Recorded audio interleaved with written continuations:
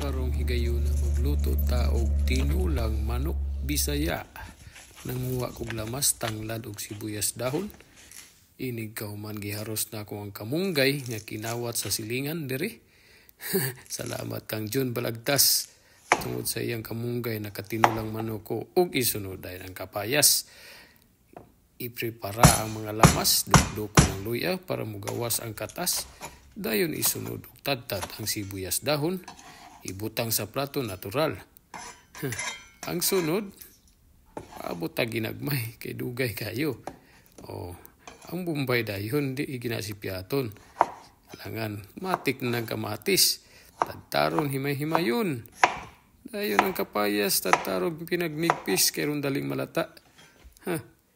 Dako-dako gining kapayasa gido kay daghan mang pamilya apuron.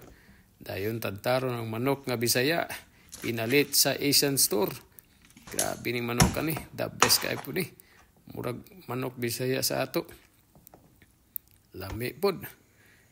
Tagbaw gining singot na niron, di ginakalimtan ang nor cubes. Himay-himayon, ukay-ukayon, awa na, human na. Patay ang singot ani, ug bahaw. Ayos.